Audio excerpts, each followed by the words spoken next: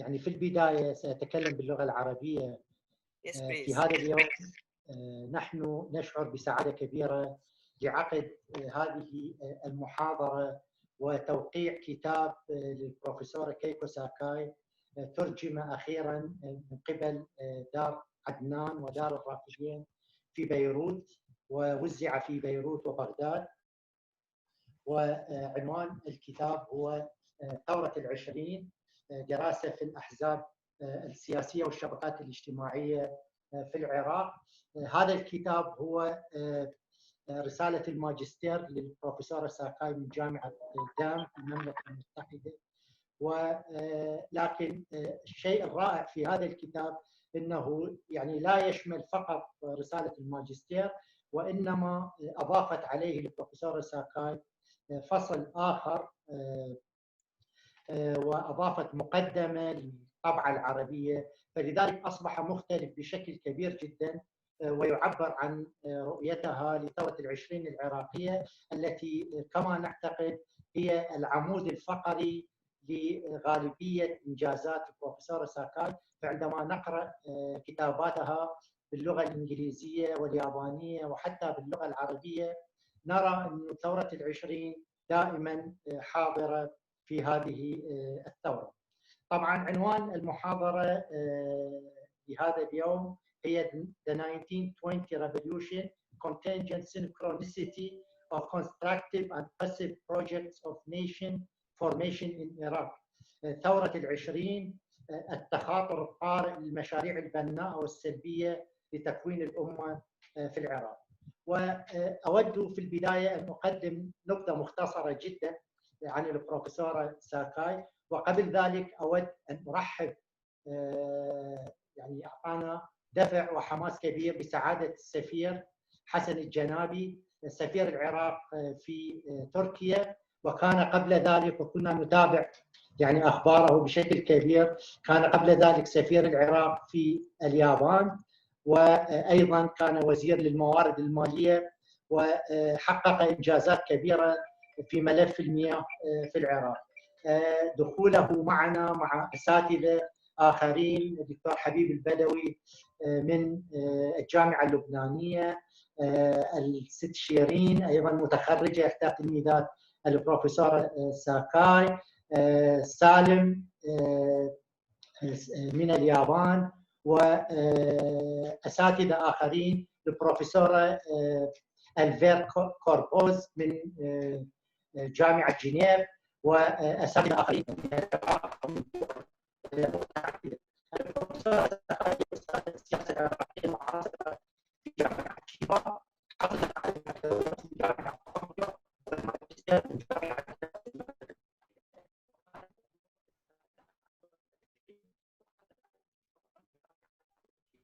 في اليابان. طبعا عملت في الثمانينات في معهد الاقتصادات النامية IDE، ثم انتقلت بعد ذلك في التسعينات الى يعني في بدايه الالفينات انتقلت الى طوكيو يونيفرسيتي اوف فورن ستاديز جامعه طوكيو للدراسات الاجنبيه، استمرت فيها حتى عام 2014 واشرفت على العديد من الطلبه العراقيين والاجانب. اصبحت عميده لكليه الاقتصاد والسياسه في جامعه تشيبا بين عام 2014 و 2017، وهي تشغل حاليا مركز عميدة مركز دراسات العلاقات حول الأزمات الدولية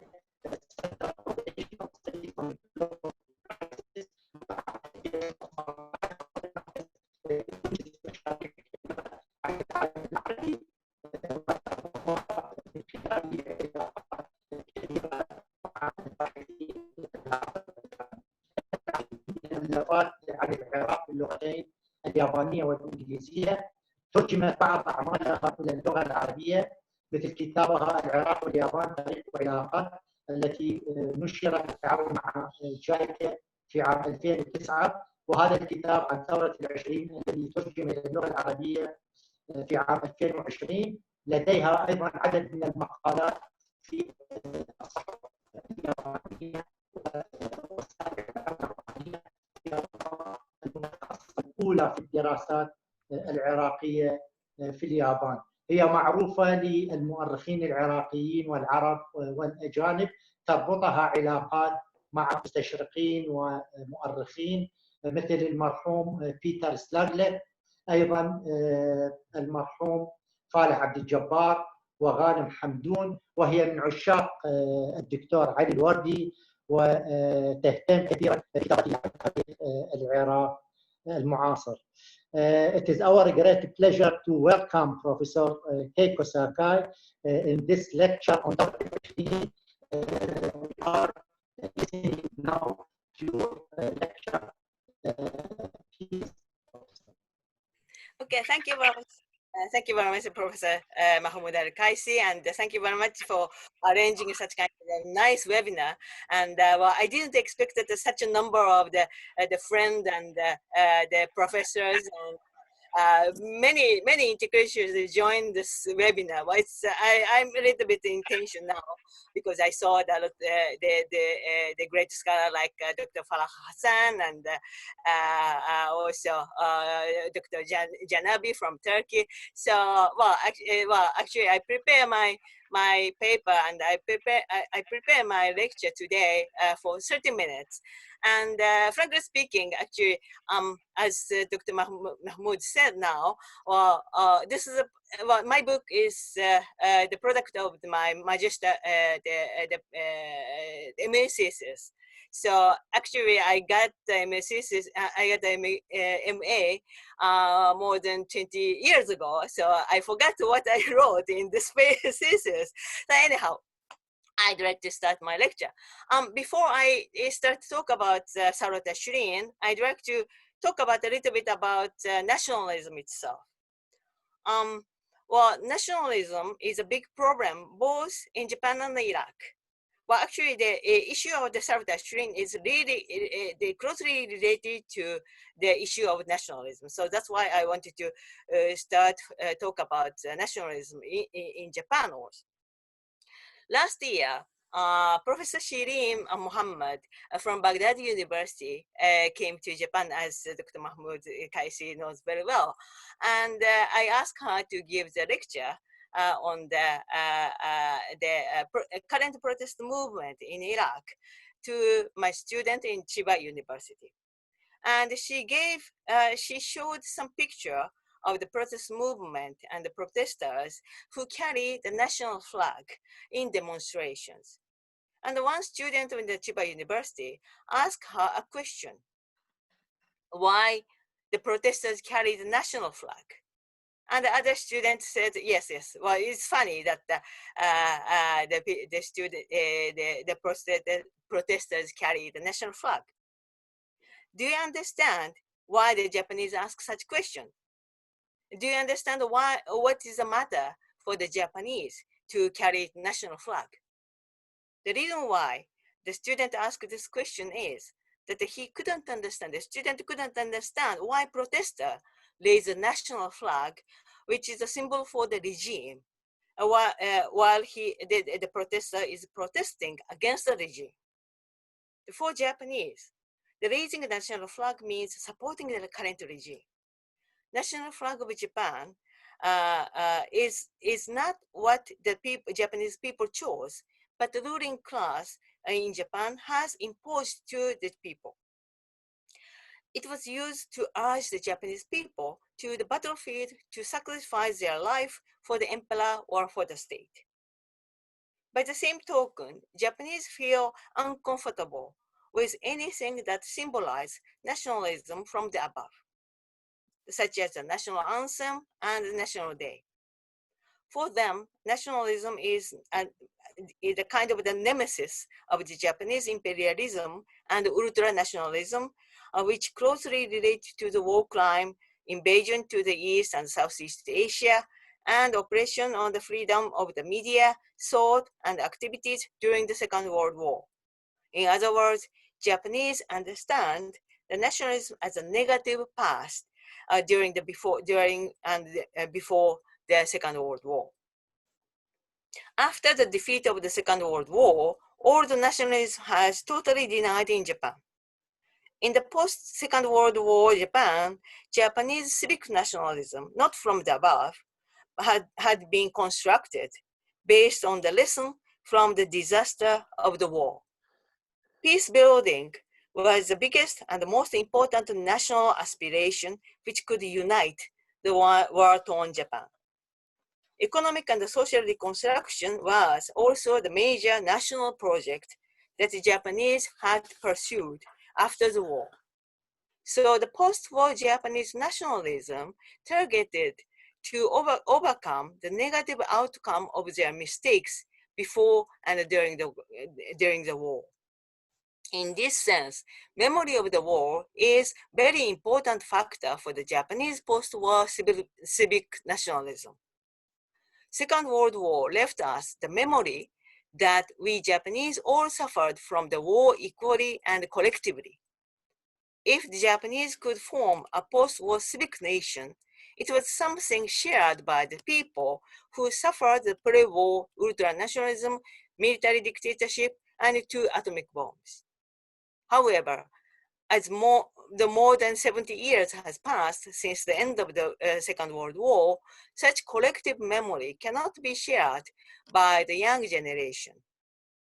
For those who don't share the collective memory, war memory is reinterpreted or rewritten, denying the fact that the Japanese soldiers massacred Chinese during the occupation and the presence of the Korean sex slaves forced by the Japanese army.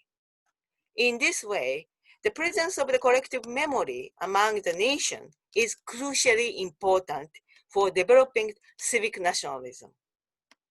It is also important to analyze how this kind of the collective memory is remembered, reinterpreted, and rewritten.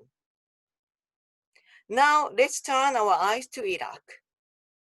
Scholars have often asserted that Iraq lacks the basis of the national integration, that is, ethnic homogeneity, religious and sectarian autonomy, common language, and shared administrative system, and integrated communication network, and past history of dynasty. It is true that the state of Iraq was artificially by the British following the collapse of the Ottoman Empire after the First World War. Ilya Halek articulated in her article that most Arab states, other than Iraq, Syria, and Jordan, can trace their origin back to the 19th century or earlier. Nevertheless, it is an oversimplification to assert that Iraqi national integration would break down once the strong nationalism imposed from the above by the regime is removed. The sense of watan has persisted among the Iraqis if we see what happened in Iraq since the beginning of the October 2019. The October Revolution, or Lethorot al-Ishreen, is an attempt by the people to recover their watan. Since its establishment of the state, Iraq has experienced several large-scale countrywide uprisings demanding the fundamental changes concerning the national issues.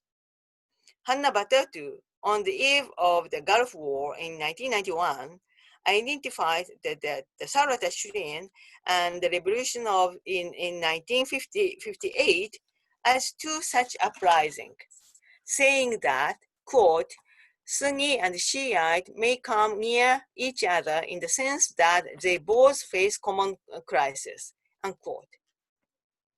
After Hannah Batatu wrote this statement, a 1991 intifada occurred in the most of the governorate of the South and North stood up against the regime. However, 1991 intifada failed to be the countrywide uprising, and sectarian label was added to it. In this lecture, well, from now I use my slide, this one.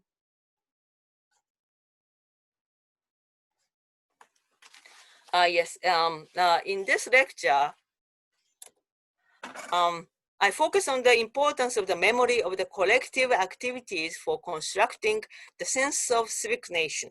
Lethorot al-Ishreen can be the best case for it.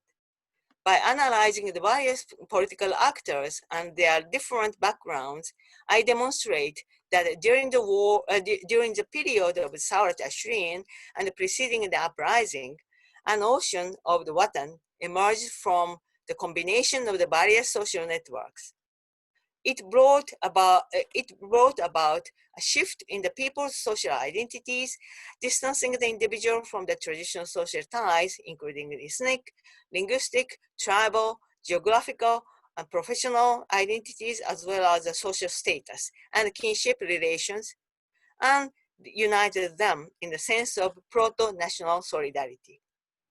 At the same time, I clarify how the memory of the collective activities can be reinterpreted and rewritten according to the various political directions, which emphasize the role of the Lethowra Ashrin in their ideological project, not in the framework of nation building. Before I analyze Lethowra Ashrin itself, I would like to argue that Lethowra Ashrin has been interpreted differently by the scholars depending on the ideological viewpoint and what these differences are. The first, during the Arab nationalist era in the 60s and the 70s, Lethowra Ashrin used to be interpreted as a starting point of the Arab nationalism, as a revolution can be seen in the first attempt to realize Arab independence from both Turkey and from Britain. It was considered as a part of the general trend among the Arabs pursuing secular nationalism and westernized modernization. For example, Abdulrazak al-Hassani described the Thawrat Iraqiyya al-Kubra as a result of the pan-Arab struggle, the Kifah Qawmiyya, and emphasized the role of the Ahad, Jama'iyyat Ahad al-Iraqiyya, mainly led by the Arab military officers and the Ottoman Empire. Ghassan Atiyah and Wamid Nazmi also emphasized the role of al-Ahad in attempting to liberate Tel Afar from British control. However, particularly under the Ba'ath regime, there are few scholars who highlighted the role of the ulama as well as the Shiite community in the Lethowra Ashrin. These interpretations could not avoid the influence from the regime policy at the time. In the official Ba'ath statement, the Lethowra Ashrin was, together with coup d'etat of the Rashid Ali Gainani in 1941, and the revolution of the 1958, highly lauded as a revolutionary movement against imperialism. Well, it is natural that the force opposing the Ba'ath regime would propose an alternative interpretation of the Lethowra Ashrin, giving it a different historical meaning. They focus on the 2 points, the role of the Shiite ulama and the tribal leader of the South region. During the 70s, Shiite Islamist intellectuals began interpreting the Lethowra Ashrin as an important turning point for the Islamic movement. They downplayed the role of the Arabism and praised the additional emphasis on the influence of the constitutional revolution in Iran from 1996 to 1911, and the role of the Shiite ulama on the political development in Iraq. The main point of the Shiite Islamist argument is that the Lethowra Ashrin and the resistance against the British law owed its development to Marja' Taqlid Muhammad Taqi al-Shirazi. They insisted that the nature of the Hausa had a decisive impact on the political movement and the social influence of the anti-British fatwa. Southern Iraq, the party organ of the Dawa party in London in the 90s, went so far as to state that, quote, the Lethowra Ashrin was led by Shirazi in order to establish an Islamic government, unquote. The Islamists also evaluate the contribution of the tribal society in the South, to praise the tribal loyalty of the Shiite religious authorities, and to emphasize the social influence of the Sayyid family who mediated between the religious and tribal society in the revolt against the British. The Najaf revolt, Thawrat Najaf, in 1918, as a historical moment against Britain, was highlighted and interpreted as an intersection of the religious circles and the tribal societies, such as between religious intellectuals like Abdul Karim al-Jazairi and leaders from the Sayyid family such as Alwan Yasri and Shalan Abchun. As for the Arab nationalist side, on the other hand, role of the tribe in the Thawrat al-Ashrin was highly appreciated as a struggle against a foreign enemy. For example, Saddam Hussein praised the tribal leader in the Mosanna governorate, calling their ancestors the folk of the picks and hoe that contributed to the Thawrat al-Ashrin and his retribalization policy in the 90s. Now let's see how the Thawrat al-Ashrin is interpreted after 2003. Since Iraq suffered from the foreign invasion and occupation, various political groups continued to use the Thawrat al-Ashrin for their own purpose in order to justify their activities as being patriotic against the foreign rule.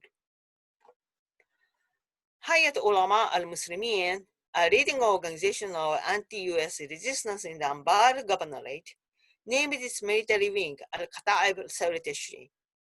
It is led by the leading member of the Zo'aba tribe based in Fallujah, which was one of the few Sunni tribes that participated in the Thawrat al-Ashrin.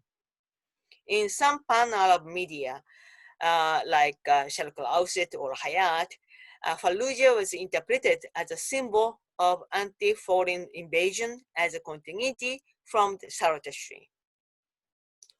Among the Shiite political figures, Muqtada Sadr refers to the Thawrat al-Ashrin, describing anti-US resistance movement in Iraq following the US invasion as analogous to the Thawrat al-Ashrin and 1991 Intifada. While anti-US the group used the Thawrat al-Ashrin as a symbol of the resistance against the Western invasion, post-2003 Iraqi regime uses it as a symbol for unity of the Iraqi people against any foreign threat. In the fight against Daesh since 2014, Ahmad al-Asadi, spokesman of the Hashd al-Shabi, referred to the Thawrat al-Ashrin when praising the people of Fallujah for their effort fighting Daesh in 2016. He gave the similar speech at the tribal gathering of Bani Asad in 2017, where he expressed his support for the tribe's effort in defending of the nation. Thus far, I discussed how the regime uses the Thawrat al-Ashrin as a symbol for the Iraqi national unity for their legitimacy, while the various political and social groups use it as a symbol for their own political and social prestige. In other words, Thawrat al-Ashrin is useful for both in emphasizing the Iraqi nationalism from the top and in legitimatizing their Islamism, tribalism, and sectarian inclination from the bottom. What I wanted to insist here is that these factors from the bottom, no matter whether it is in religious or sectarian or tribal network, are not independent and contradicting each other, but they were connected with the nationalist trends such as the urban intellectual and pan-Arab officers. Indeed, the Thawrat al-Ashrin can be considered foundational to the proto-nationhood of Iraq and has become the symbol of trans-sectarian, trans-tribal, and nationwide social solidarity. In the latter part of my lecture, I would like to introduce the idea of constructed or positive nation formation and passive nation formation in understanding the significance of the Thawrat al-Ashrin for developing Iraqi nation.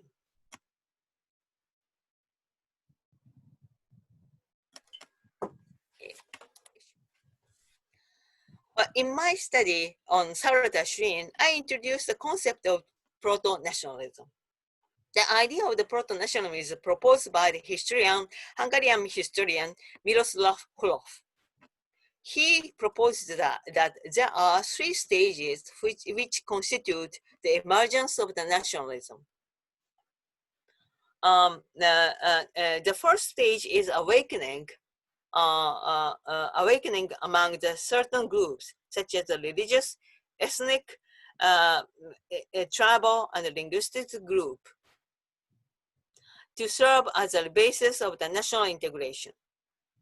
In stage two, intellectual or social elite began presenting the idea of nationalism to society, molding the proto-national social ties out of the groups identified in the stage one. In the stage three, mass movement based on the national sentiment. It means that any kind of the traditional social tie can form the basis of the future national identity. That is proto-nationalism.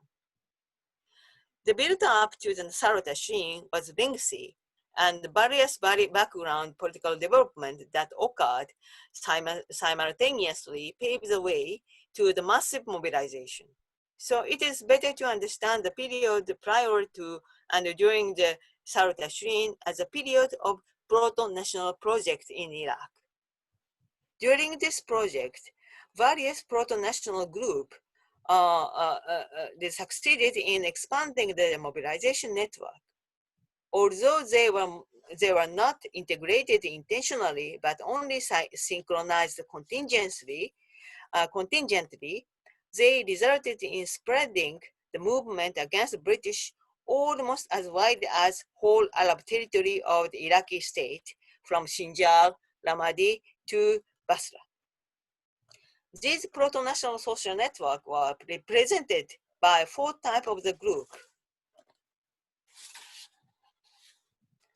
The first category is the political movement that were offshoot of the political development of the main arena of the Ottoman Empire.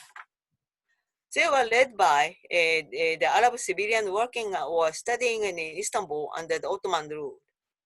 The second category is a modernization movement led by the intellectual in Baghdad who focused on introducing the modern educational system to the Shiite society. And the third is embodied by the political local ulama and the tribal leaders in the Najaf and the Middle Euphrates area.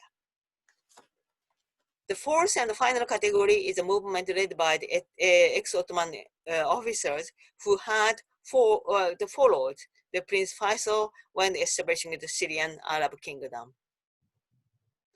As for the first category, I skip it and just give the very famous name of the Taliban Naqib or Hamdi Pachachi.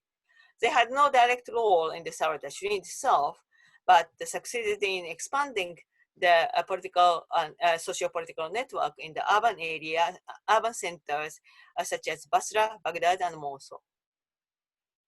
The second category shows the voluntary politicization of the local activities from the below that developed into the national movement. This movement started as the empowerment movement by Shiite in Baghdad, such as Nadi Turki al-Ja'fari al-Usmani. It was established by the Ja'far Abtimman family in Baghdad in 1908, together with Ali al-Bazirgan, in order to promote education among the Shiite. These two were co-members of the Halas Istiqlal, non-sectarian independent movement, which played a crucial role in the Lethorot. Its central leaders include both Shiites, that means the Ja'far Abtimman and Muhammad Sadr, and Sunni like Yusuf Suwaidi and Ahmad Sheikh Daoud. Its political agenda claimed that the nation as a whole must pursue the independence, overcoming the religious and sectarian antagonism. The third category, the voluntary resistance movement against the foreign rule led by the traditional social communities such as religious and tribal groups. جمعية النهضة الإسلامية and حزب النجفي السلي were the most active, which were established mainly by Shiite ulama and leading family in Najaf. The movements were followed by the similar association in Karbala and Kazmiya and Shiite religious network. They were the mixture of the ulama like Abdul Karim al-Jazairi, Muhammad Lillah al-Shabibi or Muhammad Bakr al-Shabibi, merchant like Muhsin Shalash, and the tribal leaders like Haziz Wain.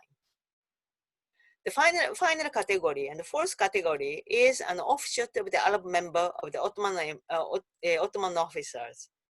It was originated from the center of the Ottoman Empire rather than from the local Iraqi communities. Jama'iyya al-Ahad is a representative case, which was established in Istanbul by intellectuals who had received the modern education there. The most of them had studied at the Ottoman military school or served in the Ottoman army. Its members were exclusively Sunni, reflecting the Ottoman official policy. Though it put more emphasis on the pan-Arab goal of decentralizing the Arabs from the Ottoman Empire, Iraqi al-Ahad, which was established in 1918 as the Iraqi branch of al-Ahad, started to pursue its political aim within the framework of Iraqi Watan. In this sense, Iraqi al-Ahad can be understood as a localized pan-Arabism. Its local branches strengthened their relation with the local political parties, including al-Halas al-Istiqlal. It is often considered that the movement described in this in the categories 1 and 4 were exclusively led by the Sunni Arabs, and the category 2 and 3 are thought to be led by mainly Shiite religious authorities. In this sense, those who highlighted the category 1 and 4 interpret the Al-Ashrin as an Arab nationalist project, project led by Sunni, and those who highlighted the category 2 and 3 interpreted as an Islamist project led by Shia. Close analysis reveals, however, an interconnection between the different groups which attempted to transcend the sectarian differences. In order to better understand the increase in contingent synchronicity among the various socio-political movements, we must look at the work of Ali al-Waldi, which explained how the Iraqiness emerged. In his 6-volume work, Al-Lamhat Ijma'iyya, he shed light on the process of establishing the wider social network which bound various traditional social units together, Asabiyya. Especially, he praised the Halas Istiqlal for combining the modern and the traditional forces and developing a method of non-sectarian mobilization. Halas Istiqlal played a leading role to organizing the large-scale protest movement, mobilizing the religious authorities.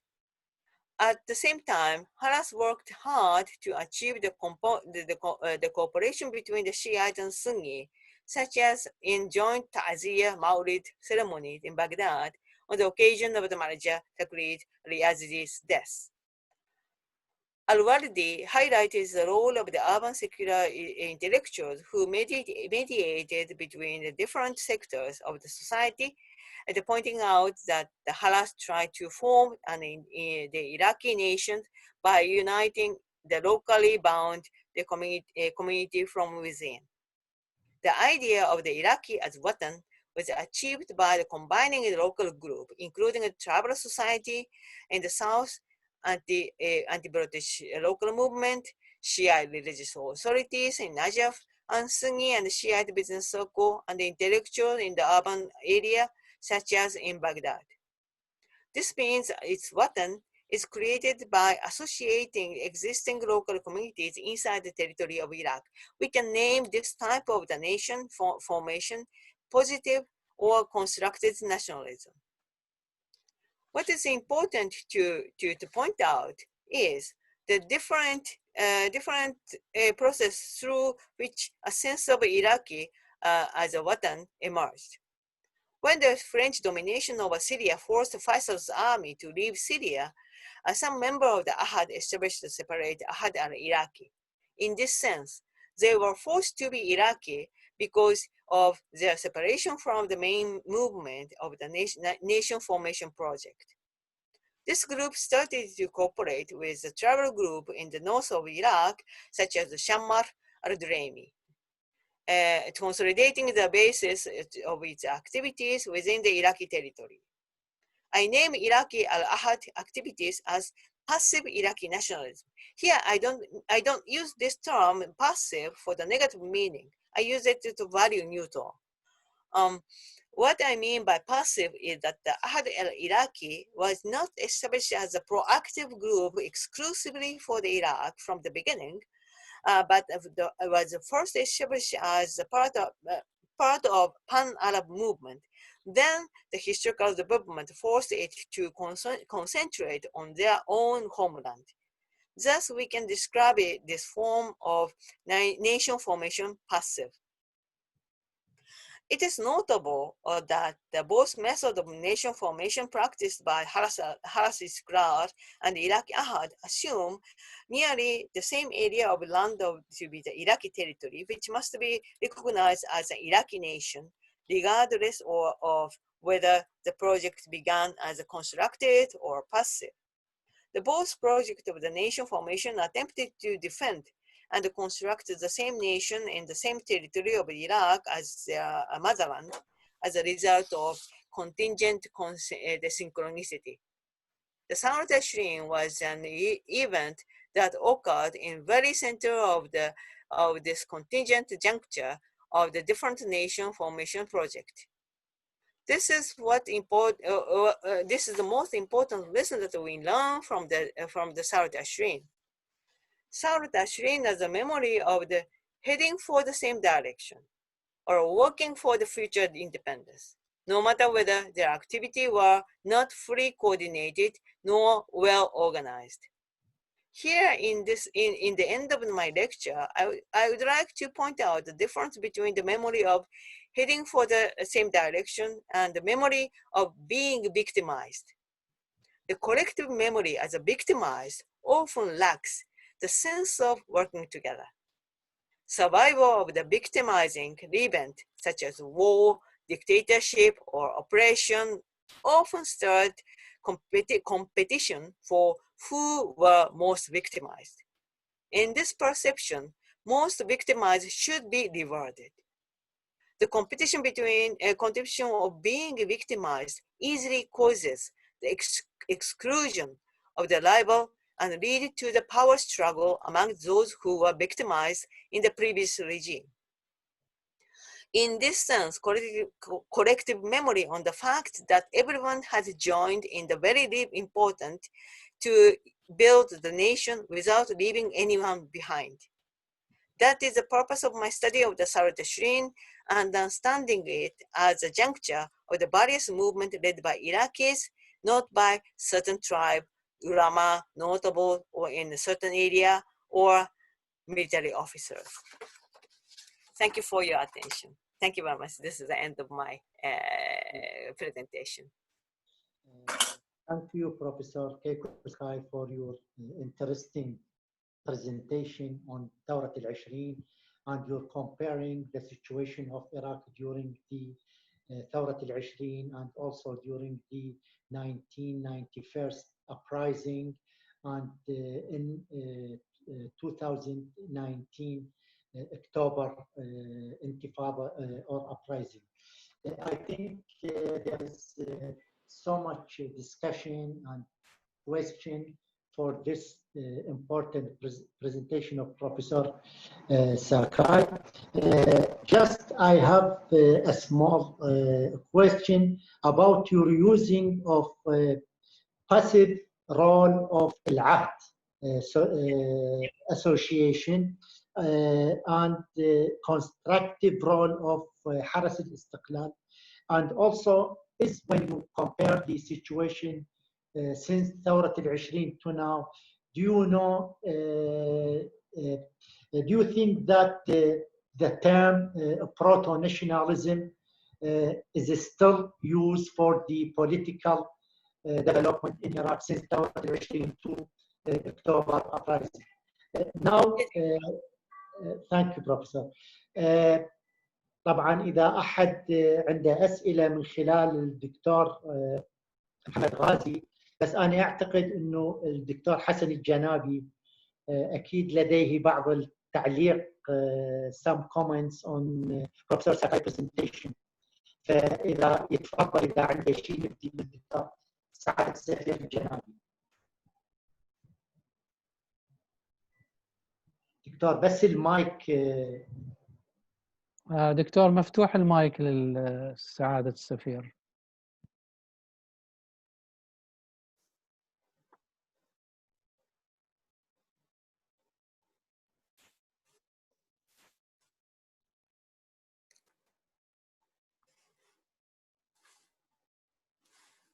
دكتور محمود افتح المايك مالتك من فضلك. دكتور محمود.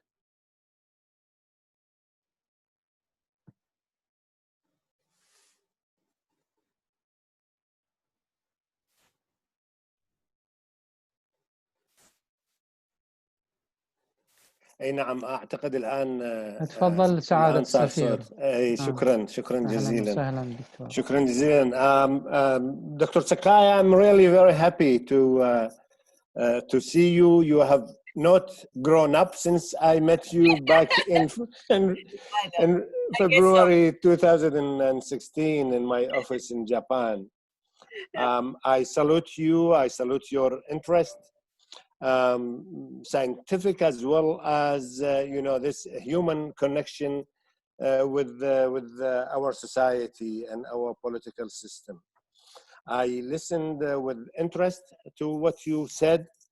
Of course, it's not my area, but I of course understand the scientists, social scientists, how to try to simplify you know, the study of societies in this way. However, I have a little bit of reservation that is being taken as a given for the researchers and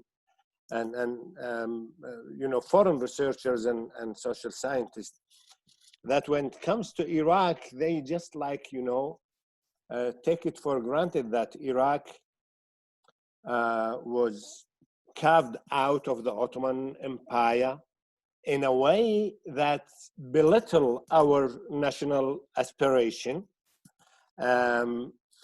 But when it comes to other countries, they don't use the same description. Like Turkey itself has been carved out of the Ottoman Empire. But the Turks are very proud with their, you know, current national borders, and you never hear any accusation or somebody who tried to undermine this national aspiration. But when it comes to Iraq, I hear it from scientists that, you know, Iraq was artificially created after the collapse of the Ottoman Empire. I think we need to rethink this sort of, you know, a description that is on the shelf there. We just take it and apply it. So the borders in Europe itself has been also created just recently, you know, after the collapse of the Soviet Union, the collapse of Yugoslavia. And I don't see anyone who's trying to sort of, you know, target the national pride of these nations that, you know, they have been just recently created. You know, this is a human development. Certain countries were ancient countries, certain are newly created, but the borders have been moving, you know, all over the history. So this is one thing. The other thing is also this sectarian approach to the study of our society. Of course, as scientists, you have, you know, every right to try to approach societal development, but for me as a diplomat,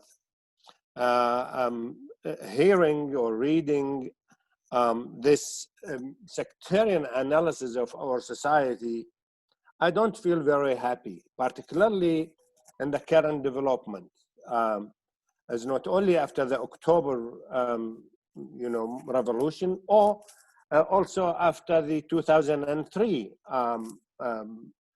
war that toppled Saddam Hussein, the dictator, because the political impact on Iraq is not purely scientific.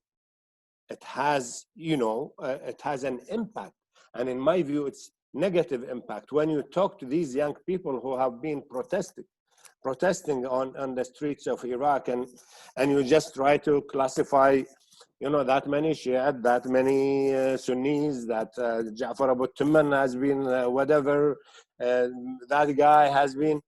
So the impact it is not very helpful to study our history and nation formation in these categories.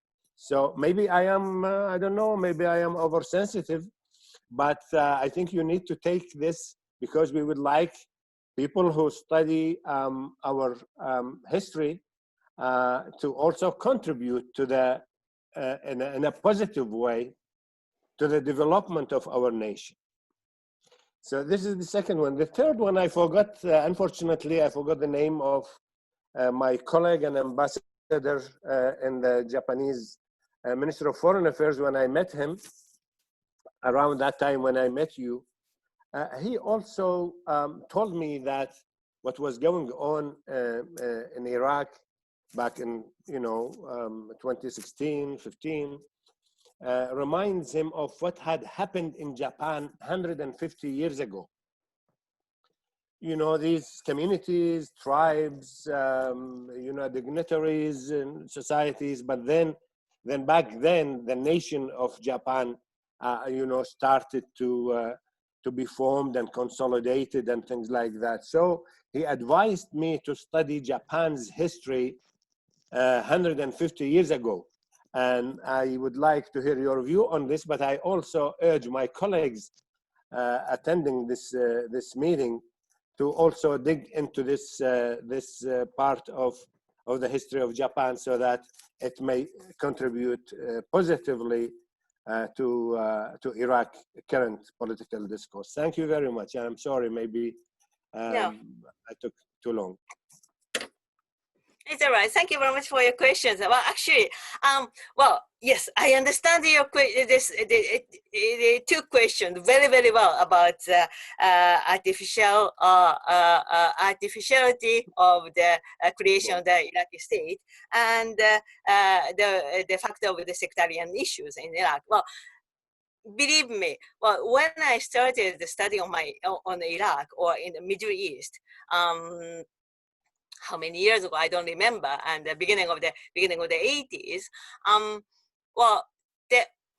all the textbook write the same thing in English. I have no knowledge about the Arabic language, so I couldn't read the Arabic text, but I use English text, the text written in English, and that all the text said that Iraq is artificially created from the three wilaya from Ottoman Empire. This is what they say, okay?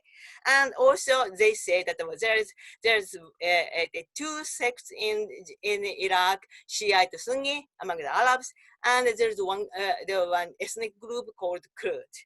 Okay, this is mainly the British scholars created the historiography of Iraq, right? Well, actually, this is the product of the Orientalist. The point is that we Japanese understand that this is the product of the Orientalism, and then we started to criticize such kind of idea. And we're trying to find other way to see the Iraqi society or Iraqi history, not from the artificially the creation of the state or the sectarian divide or something like that. So that is one of the purpose that I wrote the MA thesis. But you know that this is a MA thesis to Durham University, and I have to persuade the British scholars that this is the basic information that you have, and I criticize this information, this kind of the understanding, and then propose a new idea to see the Iraqi society without thinking about the fixed division of the Shiite or Sunni, or without thinking about the artificiality of the three wilayat or something like that. Okay, so this is, I completely agree with you about the 2 points of your questions. So, but please understand me that this paper is firstly written in English and for the the British University. Okay, and the third point, yes. Well, I don't remember who told you the story, but well, if I were there, I would give you the same advice to you. I mean, before actually, 150 years ago, or beginning of the Meiji era, Japan was also disintegrated, and there's a lot of kind of the warlord, and there was a pro-Edo group and anti-Edo group, and there was a pro-British group and a pro-American group and a pro-French group or something like that. And there was a lot of, it's like Afghanistan, or it's in Iraq or something. It's like Iraq after the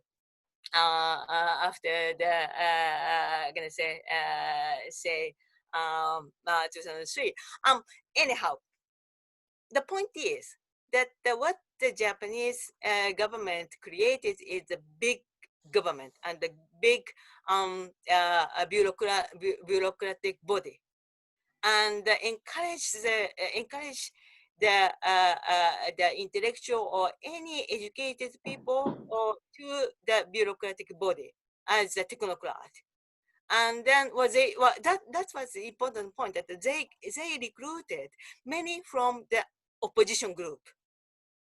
You see that the interesting thing is that there were actually in the Meiji government, the major faction was the winner of the Meiji Revolution, and they won the revolution by the strength. But the loser, I mean the opposition, opposition group had no power to take the power back. So instead, they invested a lot to the education. And many of the son of the landlord, son of the warlord, or the families went to United States to study the modern technology or something like that, and then came back to Japan to be the best technocrat, and and also the president of the Tokyo University, first president of the Tokyo University, is from that kind of the loser. I mean, tribal family of the losing part. So, so that's why there is a way to include all of the people even after the revolution. So that means that this was actually, frankly speaking, when I saw the regime change in 2003 in Iraq, I thought if somebody can include the intellectuals or a technocrat from Tikrit or Anbar or from Mosul or any places, where the United States thought that they are enemy, or the Japanese Iraqi government could be very neutral and could be very national. This is my idea. Thank you very much. Thank you very much. شكرا دكتور محمود. شكرا دكتورة. بارك الله فيك. Is there other questions? دكتور ناخذ تساؤلات من فضلك، مداخلات. دكتورة الفير. You still here? Do you have comments?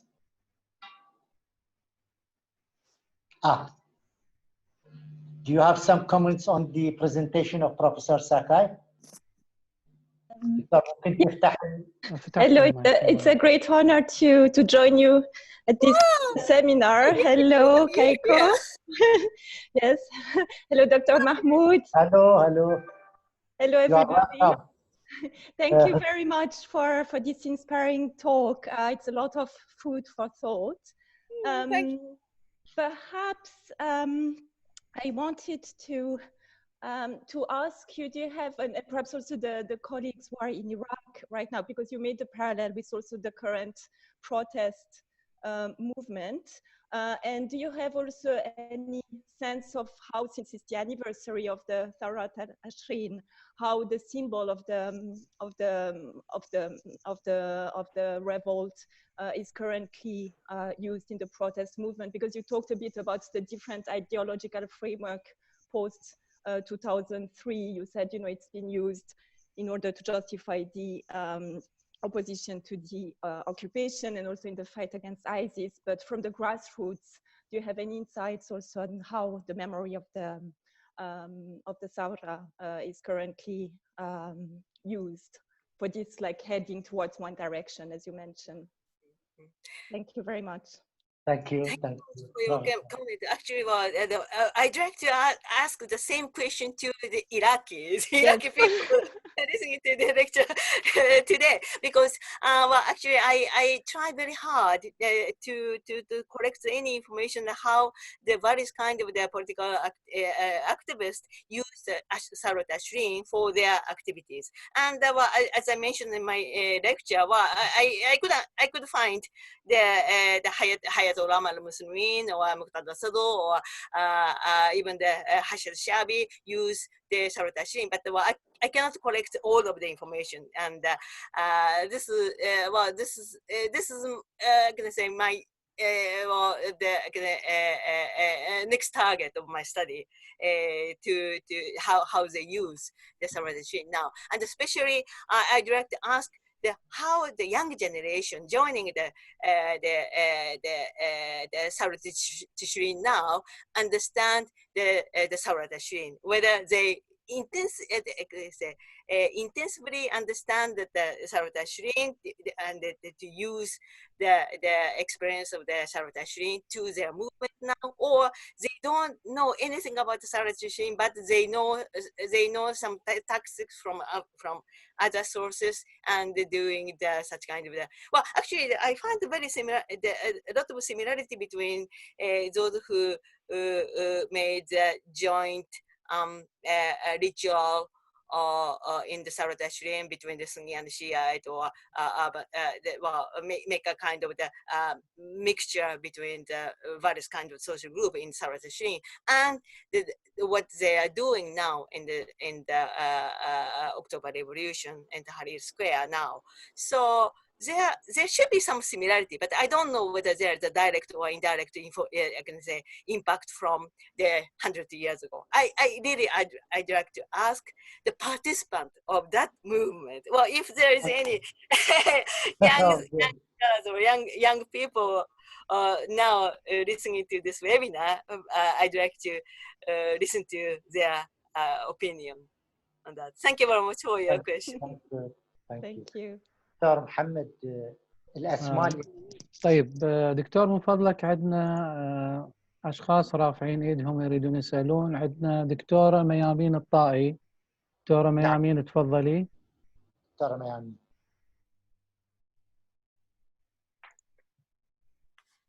Please unmute me. Hi. تفضلي دكتورة ميامين. Hello, my name is Dr. Mayamin Altay. I am Iraqi and I work as a lecturer at the University of Leicester. I work in the School of Education and I work as a teacher trainer in Iraq, in Baghdad, Babil, and Bar, and Mosul. I'm grateful. أشكر الكل طبعاً على هاي platform. I'm grateful for this platform. It's beautiful. And to get some aspects from outside our country talking about what we believe as Iraqis. Especially Dr. Keiko, you were talking about the young generation, which we are dealing with in Mosul, and especially the part that you were saying, which I am with 100%, which is the nationalism of the Iraqi. As a teacher trainer in Mosul and Babil after ISIS and the collapse of the ISIS and regime, we had to go back and bring back the children into schools, where we had to bring them back, and with the support of the parents and others, which were the community. The community, as you know, in Mosul consists of not only Arabs, it consists of Yazidis, Christians, and others. And the common language that was used was Arabic to get them back into schools. Now, when it comes to the prior, we are very proud of our flag. You said, why do the Iraqis take the flag when they go to the pride, you know, when they stand and protest? We are very proud to be Iraqi. So the only way that we show our pride is through our national language, which is Arabic, and with our flag. That is something. And something else, Doctor, I want to add is that we are trying our best with the training from the universities in the UK, which I am with, and the charity that I belong to, which is the UK charity, which is Education Prospect, trying to put the nationalism, which you were talking about very nicely, about Tishrin, and we were talking about how we were one united country that had under one citizenship, that was Iraqis and nothing else. We are trying to promote this through the teacher training in Iraq. What you were saying, Doctor, which I totally agree, that with Dr. Mahmoud and Dr. HJ, I don't know his real name, I'm really sorry, Dr. HJ, when they were saying about being no researchers, so there is no Iraqi researchers talking about what is going on. And as you said, Doctor, because you're dealing with the English or the universities in the UK, and they want to know researchers which are familiar to them, which are only British or Americans or others that tackle the Iraqi issue, which we are in Iraq lacking due to the problems of wars and war after war, that our research and our education is falling back. What I'm trying to do in the university which I work with, which is Leicester University in the UK, we're trying to tackle the education aspect and the researchers, which is now I am a young researcher, Iraqi. I'm proud to be Iraqi, born in Baghdad, but brought up in the UK. A researcher is trying to emphasize what is going on in Iraq, what we are doing as Iraqi researchers, and trying to push Iraqi researchers to write about their country and show their voice into this. I worked with a lot of colleagues who are from Japan, and I have a lot of students who are from Japan, and they ask me these questions, a lot of questions, and I understand that when the Japanese built their country, they brought in, like you said, some of the losers, which were the people they were battling with, to bring and to put a little bit of implementation to their country, which I think that we should, as a common ground in Iraq, put our differences aside and think about our education, think about our life, because like you said, Doctor, without understanding the importance of nationalism, no way the country will go forward. Thank you for letting me talk. Thank you so much. Professor Sakai. Thank you very much. Well, I learned a lot from your the comment, and I completely agree with you that the education is very important for the future nationalism, and it's actually, well, as I mentioned in my lecture, in the latter part of the lecture, I mentioned that the memory of the victimized is not very helpful for I can say creating the constructed the national the sense of the watan, because often they started to compete. Oh, we are the more victimized. I mean, well, the Yazidis may think that we are more victimized than the Kurds, and the Kurds consider that they are more victimized by the Arabs, or something like that. So such kind of the competition is not good for the future national education. But this is a role. There should be the role of the education. Of course, the sense of the being victimized is very important. But at the same time, how to make them to can I say, join the collective project to reconstruct the society. So thank you very much. I really wanted to can say learn from your experience in the Mosul, and I'm glad to have your information. Thank you very much. Thank you. دكتور محمد، إذا أكو من الزملاء العراقيين يعني الشباب. نعم دكتورة وفاء عدنان. نعم تفضلي. تفضلي دكتورة وفاء. دكتورة وفاء المايك مفتوح، تفضلي. دكتورة وفاء. دكتورة وفاء represent the younger generation of Iraqi academic in the University of Baghdad, Professor Sakai. Yes. تفضلي دكتورة وفاء. Where is she? دكتورة وفاء. دكتور يبدو أنه ما موجودة. سؤال آخر دكتور. طيب أيضا عندنا أستاذة مها. تفضلي أستاذة مها. السلام عليكم. وعليكم السلام. شكرا على هاي المحاضرة. Thank you very much for this wonderful, useful lecture. And seriously, I don't have any comments, but I'm very glad. Pleasure to meet you, Professor Keiko Sakai. Yeah, me too. May I introduce myself? I'm Maha Al-Amin. I'm editorial secretary in Al-Adab Journal. It's published in University of Baghdad and College of Arts. By the recommendation by the Dean Professor Mahmoud Al-Kaisi, and we're happy to join us with the editorial board. Thank you. For this. And our journal is a scientific academic journal. It's 4 issues per year in March, June, September, and December. The first issue was edited in March 1956. So we publish and research in different languages in humanities. And Prof. Dr. Mahmoud Al-Kaisi recommended you to be with us in editorial board, and we pleasure to communicate with you about this journal. Thank you. And I'd like to read the article in that journal. Well, that's be very, very useful, because as Dr. Corbus mentioned, that we need the information, we need what you're talking inside Iraq. We need to know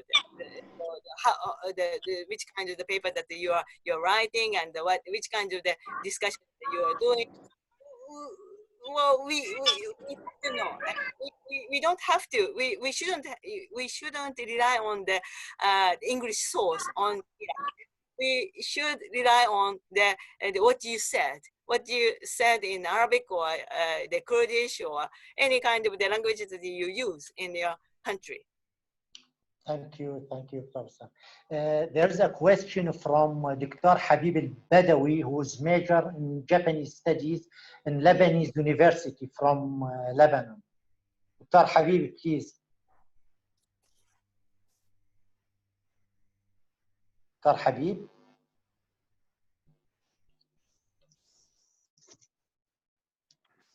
دكتور حبيب تفضل. دكتور يبدو أنه يعني ما يقدر يتواصل. دكتور حبيب البدوي. أعتقد دكتورة شيرين كاظم أيضا عندها سؤال. نعم دكتورة شيرين تفضلي، المايك مفتوح. دكتورة شيرين تفضلي. Yes. Hello, Professor Sakai. Hi. Hello. How are you? I am very happy. I am very happy to enjoy this lecture with you. How are you? I hope you are good and in good health in this situation. I have no question, but it is just comment. I read a lot of your book about ثورة العشرين. It is an interesting book.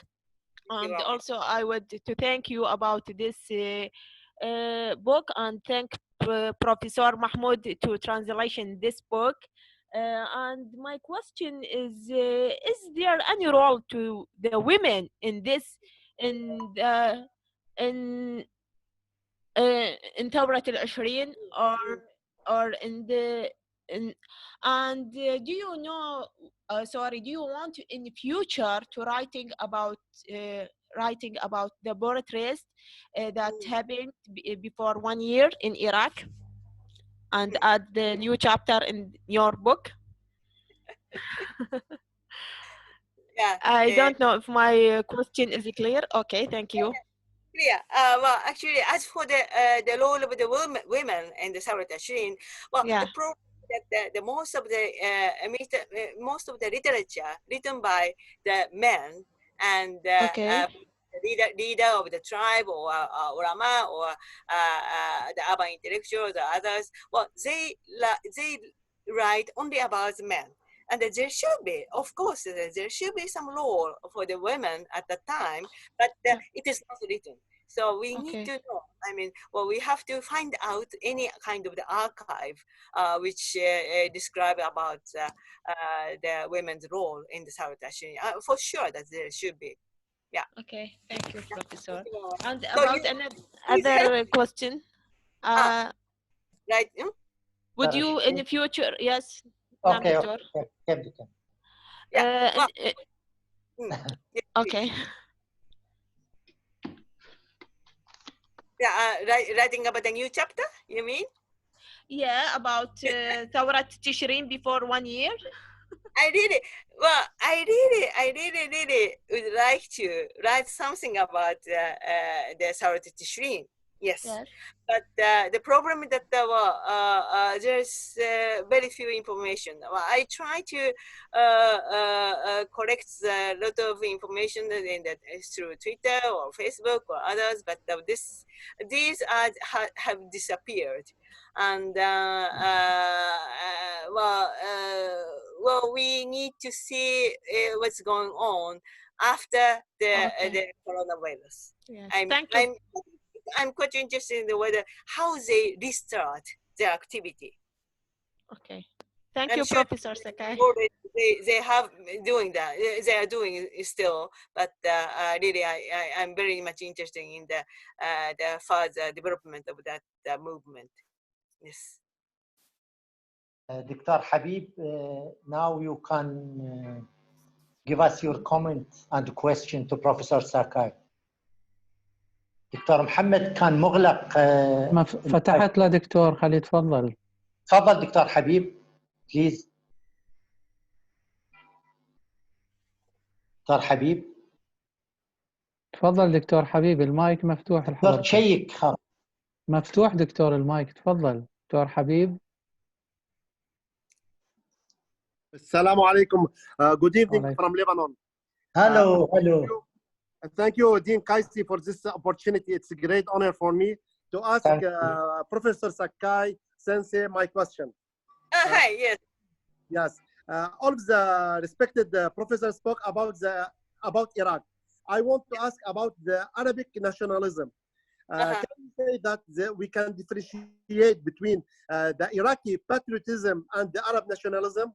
Thank you from Beirut. I hope to host you all in the near future in Beirut also. Thank you very much. Thank you, dear Kaisi. This will be our great pleasure, Dr. Habib. This will be our honor also. Thank you. Thank you very much for your comment. And the Beirut is the second city that I love. The best city that cities in Iraq, but the second to the Iraq, and I love Beirut. But anyhow, well, your comment is very big comment, the big question, and this will be my next subjects that I have to study. I mean the relation between the Wataniya and Qawmiya, no? Yes. Yeah, الوطنية أو القومية. You are a great professor, really. Yeah, this is my life period subject of my study. Wow. I will be honored to help, especially that Dean Kaisi will nominate me. I'm sure of that. Yeah. Okay. أسئلة من الشباب أو من يعني وجهة نظر العراقيين عن ثورة العشرين. دكتور فلاح الأسدي إذا عنده سؤال أو تعليق. عندنا سؤال دكتور ليث مجيد. دكتور ليث. تفضل دكتور ليث، المايك مفتوح لك. دكتور ليث مجيد. دكتور ليث. تفضل دكتور ليث. السلام عليكم. وعليكم السلام ورحمة الله. Sakai Sensei, how are you? I'm fine, thank you. How are you? I'm fine, thank you. It's a very great opportunity to have you in this this meeting now. Yeah, nice and meeting you. And I hope see you soon in Baghdad. Half a year ago. Yes. And I will ask you about, I read many articles about the revolution. And some of them, they talk about the amplifying the events of the revolution, and it was not a real revolution. They said in many articles. What about this opinion? What do you think? Okay. So you're talking about the Thawrat al-Ashrin, no? Yes, Thawrat al-Ashrin, of course. Yeah. Of course. All right. There's a lot of the problem in how to name that the revolution. I mean, well, I use the term revolution because the people who write about the Thawrat al-Ashrin called Thawra. So yes. There would be other academic definition or a sociological or a political definition on the revolution, and according to the very formal academic definition, well, it's not a revolution. Well, revolution means the kind of the uprising or change of the regime or change of the system itself. That is a revolution. So in that case, I think it's that the 1958 revolution is really the revolution, or maybe, well, some said that even the 1958 revolution started as a coup first, and then later on the people joined and the system has changed, and then, well, it became the revolution. This is what we understand as academic, according to the academic definition. And as for the Thawrat al-Ashrin, it didn't change the system itself. And actually, it was not succeeded. I mean, it has failed. I mean, yes. So in that sense, it's not a revolution. But as in the scholar, I respect what they call.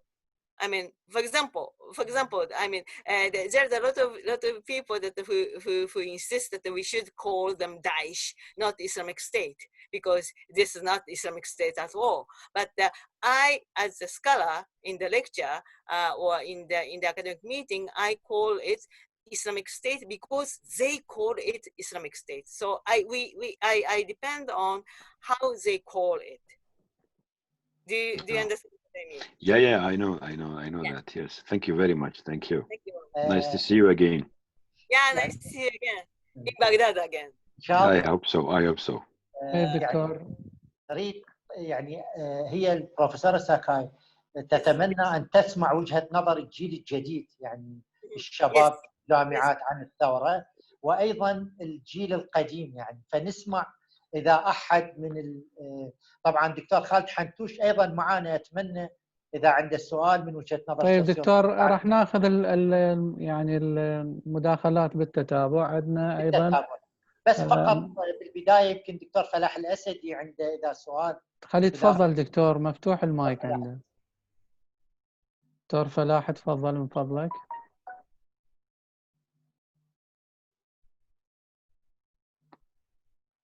دكتور فلاح تفضل.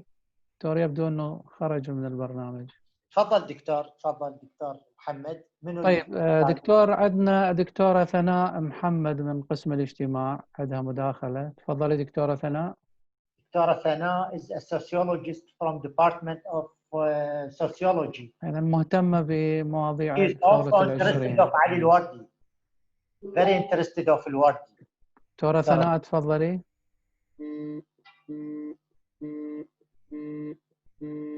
دكتورة ثناء. دكتورة ثناء تفضلي. دكتور اعتقد المايكات مسدودة. بدي افتح لهم دكتور، افتحوا لهم المايكات. دكتورة ثناء تفضلي. طيب ننتقل الى دكتور خالد حنتوش. تفضل دكتور خالد. دكتور خالد تفضل. حبيبي السلام عليكم السلام. تفضل دكتور خالد. Hi Sakai. I'm very glad to see you today. Glad to see you. Yes. Yes. You mentioned something about ثورة October 2090. I am supervisor for 3 students. They will graduate by this year. We make 3 research about it. So if you want, I want to give you some information about this researcher. One of my students, he is taking the painting on the places where the protesters. And we have thousands of pictures, thousands of paint, and we are going to analyze it by and see how the result. And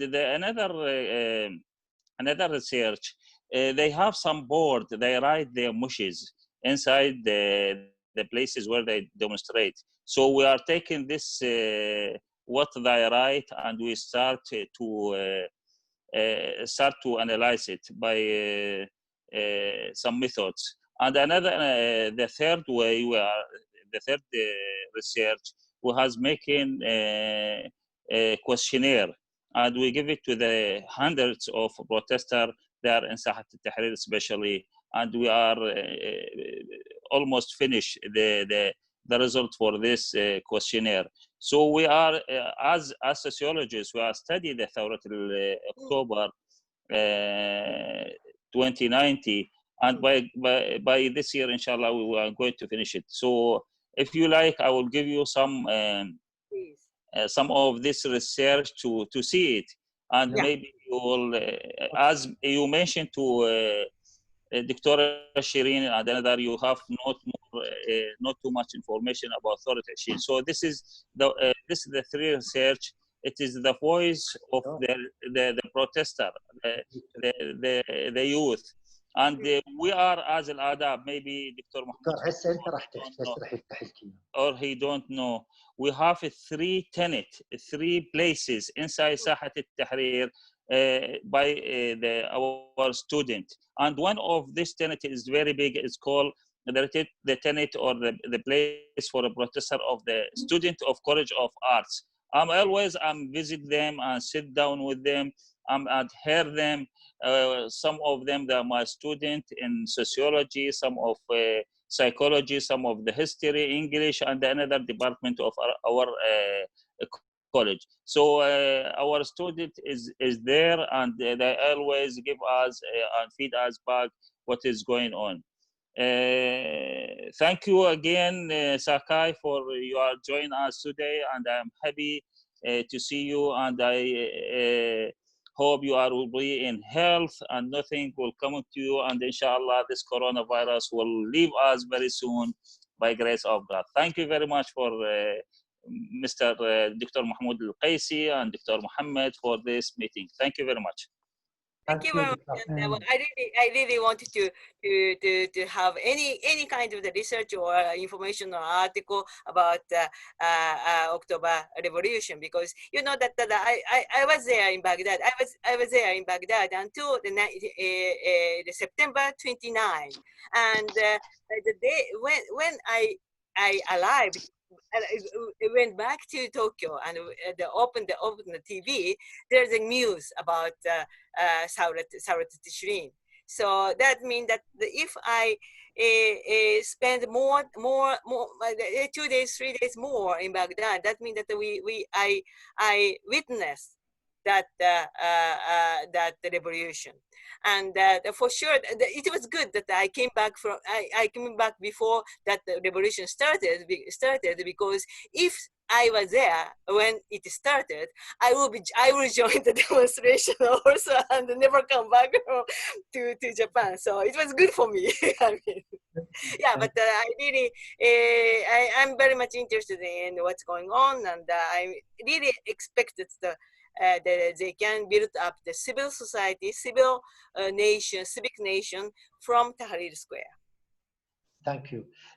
And also, according to Dr. Khalid, this is maybe one of channels of cooperation between University of Baghdad and Tshibà University for our graduate students and for our scholars in the future after Corona.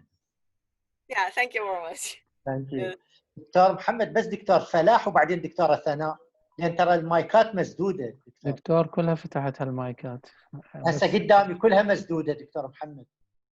طيب دكتور حبيب، تفضل دكتور حبيب. دكتور حبيب. Sorry, I asked my question. I'm happy to be here also. I asked my question. اوكي that's دكتور okay. فلاح الأسدي، تفضل دكتور فلاح. دكتور فلاح تفضل. دكتور بس تشيك من يمك المايكات مسدودة. ماشي دكتور، معك فتحت للدكتور فلاح، خليه يتفضل. تفضل دكتور فلاح. يعني هو غالق المايك من عنده للأسف. دكتور فلاح أنت غالق المايك من يمك. العفو، ممكن تفتحون المايكات من يمكم، المايكات من يمكم مقفلة يعني.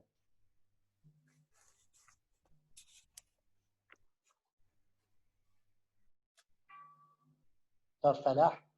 دكتور فلاح تفضل من فضلك، المايك مفتوح من عندك.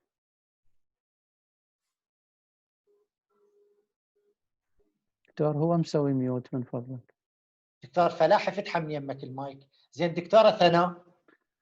طيب دكتورة ثناء تفضلي، المايك مفتوح عندك.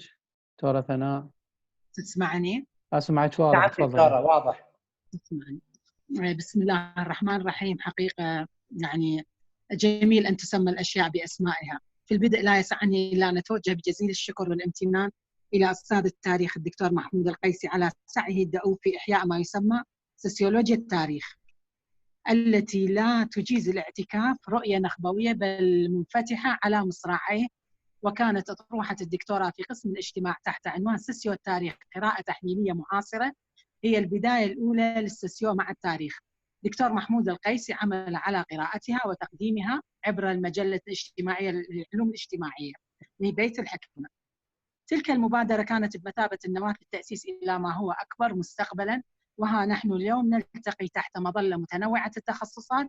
والمظلة تذكرني بل تلزمني أن أقارن المنعطف العلمي للدكتور محمود القيسي بالمنعطف العلمي للفرنسي المؤرخ لوسيان فيبر، ولا أستطرد التعريف بجهوده العلمية في هذا المجال، لأنها تناظر تماماً جهود دكتور محمود القيسي مع الاعتذار للعلم، فآفاقه العلمية أمام لوسيان كانت هي الأكبر مقارنة بجهودنا وضغوطنا العسيرة في العراق، إلا أنه مع كل العسر لم يتوانى عن تقديم الكثير في هذا المجال. هذه كلمة حق لابد أن نقولها بحق دكتور محمود القيسي، خصوصاً أني بالاجتماع وكنت أعرف يعني مرات تكون المساحة مغلقة وماكو حلقة انفتاح علمية بيناتنا كسوسيو وتاريخ. دكتورة تكلمتي بالإنجليزي وأنا كل شيء ما افتهمت لأنها أصلاً إنجليزيتي ضعيفة، وأتكلم بالعربية حالياً وهي ثورة العشرين، فمن أتكلم بالعربية أيضاً أتكلمها باعتزاز. تصفحت وتعرفت على شخصيتك عبر الانترنت، وكذلك قرأت كتابك وتصفحت أيضاً مع ثورة العشرين. وسؤالي دكتورة، أنت قارنتي كتبتي أشرتي إلى ثورة العشرين على أنها نواة جنينية للوطنية العراقية، وأضع على هذه الفقرة حصراً أحسنتي، لأن هو السجال بين التاريخيين وبين السوسيولوجيين هي أما وطنية أو كانت كل سوسيولوجي يعني ترجمها أو عبر عنها بطريقته الخاصة أو سيسها بطريقته الخاصة. هذه واحدة. اثنين، أنت مقارنة بين الانتفاضة الشعبانية وبين ثورة العشرين، وأني طبعا أثني على هذه المقارنة الممتازة. وإذا مراكم المعلومة إحنا ما ممكن نوصل إلى إيش؟ ما ممكن نوصل إلى نفق علمي واسع. أيضا أضيف لك دكتورة، أتمنى أن يكون كتابك، لأن هذا الكتاب راح يعني حيستقطب يعني خلينا نقول الشرق الأوسط، الوطن العربي بدون استثناء. مسألة الثورات من القضايا الثابتة اللي تعنينا، ثورة أكتوبر مصر وثورة العراق وثورة الجزائر إلى آخره. فهذه المحطات التاريخية الاجتماعية حصلا تلاقي استقطاب من الجميع. فأني سؤالي ما تصفحت كلها لأن ما عندي يعني الكتاب مو تحت إيدي. أقول ما هي المساحة اللي تركتيها للانتفاضة الغربية، علما أنه هذه الانتفاضة الغربية اللي قامت مع جهود أيضا بالموصل وبالغربية وحقق لها الترابط بين انتفاضة الجنوب وبين انتفاضة الغرب، ما كان توصلنا اللي توصلنا له احنا اليوم. الانتفاضة الغربية هي ليس إلا امتداد المن للرعيل اللي كان أصلا رافض النظام من بداية الثمانينات، وكان يحب الانقلاب بال87، وبعدين صارت إيران حرب إيران وأجلوا الانتفاضة. بعدين هذا الرعيل حصرا رعيل الغربية أو رعيل الموصل، واحدة من الأسباب اللي خلتهم يهاجرون العراق لأن طلبوا من عندهم إبادة الانتفاضة الشعبانية، ورفضوا إبادة الانتفاضة الشعبانية وعلى أثرها غادروا العراق. فهذا النسج الرائع الاجتماعي الولائي الوطني العظيم يعني أتمنى أن يأخذ مساحة من كتابك دكتورة. بعدين عندي مسألة المقاومة اللي أبدوها الجنوب بالأسبوع الأول وبالأيام الأولى وبالساعات الأولى، أيضا أتمنى أن تذكر بصفحات أبيض من البيضاء، لأن قاوموا مقاومة مستحيل حتى اللي عندهم الدبابات واللي عندهم الأسلحة الثقيلة ما كانوا يقدرون يقاومون. هذه بالنسبة إلى الفترة 2003 حصرا. بعدين عندي الاحتجاجات منذ تشرين إلى 2019، ودكتور خالد أتصور كان كلام عن الاحتجاجات بس تتكلم بالإنجليزي وأنا إنجليزيتي ضعيفة. أقول الحاجة ماسة إلى أن نقرأها بقلم الآخر فضلا عن أقلامنا، تجنبا للتحيز ولمعرفة ما قد لا يعرفه نحن عن نفسه. النقطة الأخيرة دكتورة، زياراتك للعراق اللي حسب ما قريت بسيرتك أنت زايرة العراق بال86 وزايرة العراق ب2003. اللي أنا أقول العراق قبل 1979 يختلف عن العراق بعد 79. بعدين العراق اللي أنت جيتي ب 1986 يختلف عن العراق بعد 2003. فسؤالي دكتورة، وأتمنى من دكتور محمود يكتبه ويسأل يعني يترجم إياه بالصيغة اللي تفهميها. أقول هل كنت تندمين أو تتراجعين عن فكرة كتبتيها ونشرتيها بحثا أو كتابا من خلال تلك الزيارات، إذا ما أخذنا بنظر الاعتبار اختلاف الحقب الزمنية زائدا الفواعل التاريخية؟ وإذا كنت فعلا تتراجعين عن فكرة أو تندمين على فكرة كتبتيها بحق سوسيولوجيا تاريخ العراق، هل كنت تؤشرين هذه الفكرة في كتاباتك أو تخليها مع نفسك ومع ذاكرتك؟ بعدين سؤالي الأخير، أقول ماذا تنصحينا؟ ودكتور محمود لطيف قال الدكتورة تريد تسمع الرعيل الجديد وتسمع آراءه. أنا أسألك أقول إحنا ممكن حنكون تلامذتكم أنت ودكتور محمود القيسي من الأساتذة السوسيولوجيا التاريخ اللي أنا ما أعرفهم يعذروني عن ذكر الأسماء. أقول إحنا بماذا تنصحين رعيل سوسيولوجيا تاريخ؟ علما أنا كتبت بسوسيولوجيا تاريخ فخرجت بعبرة أذكرها لطلابي دائما، أنه أمانتنا أمام التاريخ كونوا دقيقين بكتابة التاريخ، لأن أمانة التاريخ من تقل عن أمانة المقدسات. فأنت بماذا تنصحين رعيل سوسيولوجيا التاريخ؟ شكرا جزيلا دكتورة على هذه المحاضرة القيمة، وشكرا للدكتور محمود. دكتورة ثناء Professor of Sociology, and she is major in Sociology of Contemporary History of Iraq. She has some comments and questions. She appreciates your terms of Proto Nationalism and your comparison between ثورة العشرين and الانتفاضة الشعبانية. But she asked about the protest of October 2019, and what is your approach about this October protest comparing with الانتفاضة الشعبانية and ثورة العشرين according to your term of Proto Nationalism or الوطنية الجنينية. And also she asked about your visits to Iraq in 80s and in 90s, and also after 2003. What your approach about what you write about ثورة العشرين? If you write ثورة العشرين now, there is some differences of your approach about what you written in Dam University in 90s. And the last question, Dr. Thana asks you, what is your advice for the younger generation of Iraqi academic personalities about the relationship between sociology and history? Thank you. Okay. Thank you very much. All the question is very, very hard to answer immediately. And maybe second question might be easier. I mean, what will be the difference if I write my thesis now after 2003, not in the 90s?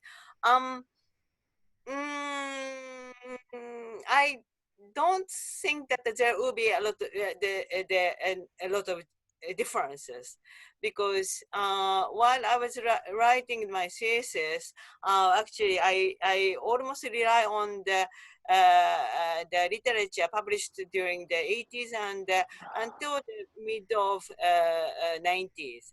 And then after that, I don't think that there are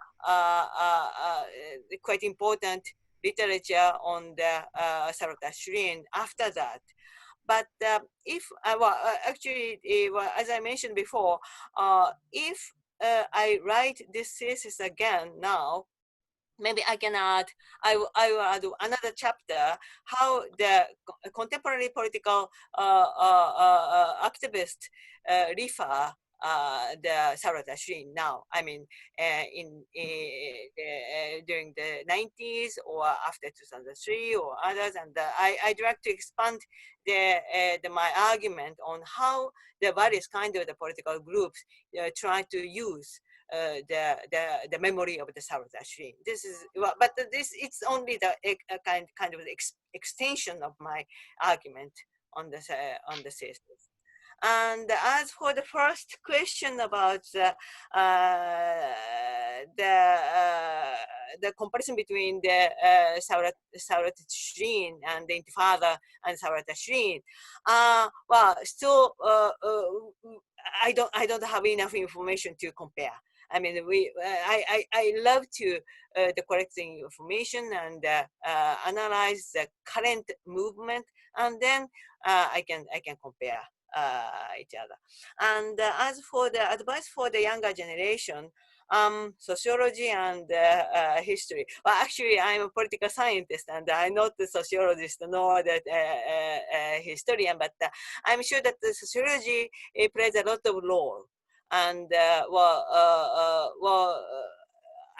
I don't know why I became the political scientist, but if I can go back to my school days, I will study sociology better than the political science. So I my advice is that for the student is that the sociology is the most important the academic scholarly field. So please go ahead. Thank you, Professor. دكتور فلاح ما ادري رجع دكتور فلاح الاسدي.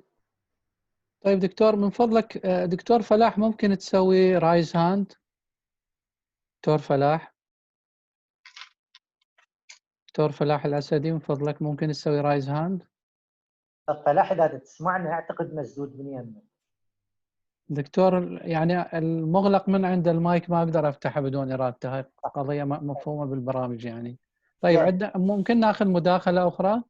اي طبعا راح ناخذ مداخلتين او ثلاثه ونختم لان الوقت يمكن عندنا بس عندنا دكتور تقريبا 4-5 ايادي مرفوعه يعني. ماشي توكل على الله يعني. طيب نسمع استاذه شيرين جوردي. شيرين جوردي from تفضلي استاذه. Hello, I'm so happy to be here. Thank you so much, Sakai Sensei, for being in this conversation. Special thanks to Dr. Mahmoud, who had this panel. I just knew yesterday, and I was on my way to Sur. Now I'm in just at the borders of occupied Palestine, so close, like 100 meters apart. I hope to see you soon in Lebanon, like we were expecting you, but too bad with the coronavirus things, we got disconnected.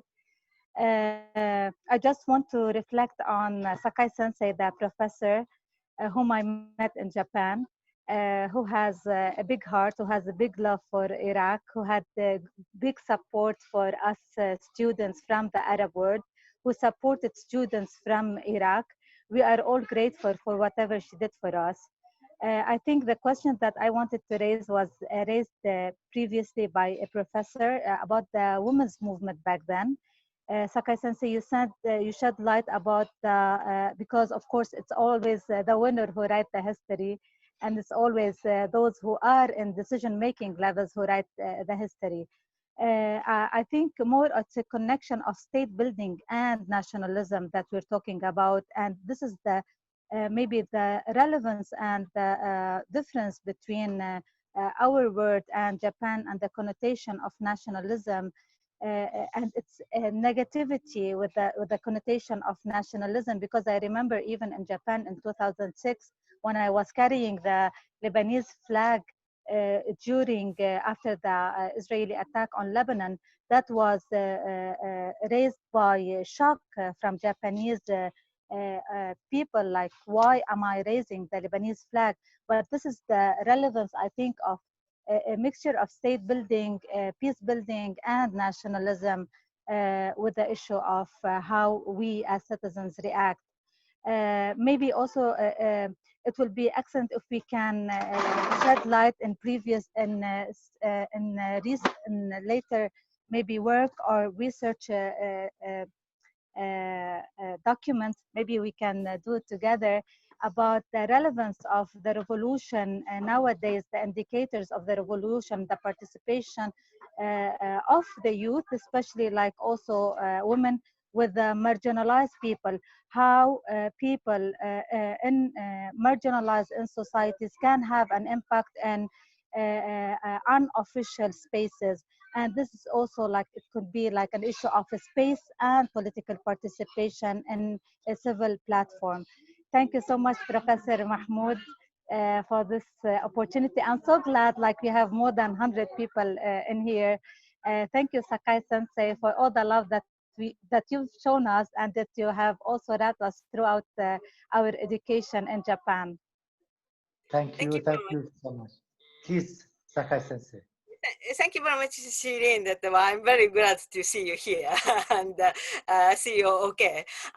Well, actually, as for the Japanese nationalism, I was thinking about you when I wrote the first part of my lecture today, and there's a big gap between the Arab people and the Japanese people about nationalism and understanding of the nationalism. Because anyway, as I mentioned in the beginning of the lecture, yes, we consider that nationalism is given from the regime, and especially there's a lot of controversy about the flag, because our flag, it was used during the war to kill the people. So this is a very important important factor, because, for example, the French people raised the flag for the revolution to build up their own nation, and also the United States also raised the flag because they consider that it's a kind of the unity of the nation. But as for that national flag, we have no affection to that. I mean, we don't. I don't know why they didn't change it. I mean, after the Second World War, I mean, they should have changed it to the new national flag. But there's a lot of controversy whether this is a real national the national flag or not. Yeah, right. Thank you very much for your comment. Thanks a lot. نعم دكتور محمد. طيب دكتور، عندنا حقيقة 7 أيادي مرفوعة، راح آخذ بالحسب الأسبقية. عندنا أيضا بس ممكن التركيز يعني على السؤال لأن الوقت ماشي دكتور ماشي. باقي لنا تقريبا 5 دقائق يعني. طيب دكتور ماهر الخليلي. تفضل دكتور ماهر. تفضل دكتور ماهر، المايك مفتوح. السلام عليكم. وعليكم السلام دكتور ماهر. حبيبي دكتور محمود، شكرا جزيلا لهذه الندوة الرائعة. تفضل. الكتاب أيضا قرأته بشكل كامل. مقارنة يعني بين النواة الجنينية اللي ذكرتها الدكتورة ساكاي الوطنية، يعني أنا من درست ماجستير على لبنان وشفت الوطنية السورية رفضت انسلاخ لبنان من عندها، وظلوا في صراع إلى عام 43 من العشرين 43 إلى أن أوجدوا صيغة وسط اللي هو الميثاق الوطني اللبناني. النواة الجنينية اللي ذكرتها دكتورة ساكاي هي فعلا موجودة، وهي اللي انبنى عليها العراق لحد يعني لحد 2003، ولكن يعني بعدين قالوا يعني ما ممكن انه يتعايشون او سووا هاي الخريطه العجيبه مال شيعه وسنه وكرد. لكن سؤالي انه ذكرت في الكتاب، واعتقد ساعدتها باللغه الانجليزيه حسب ما فهمت، انه العلماء الدين الشيعه تركوهم بعد ان قاموا بثوره العشرين، وبال 22 تم اهمال دورهم بالمرحله القادمه.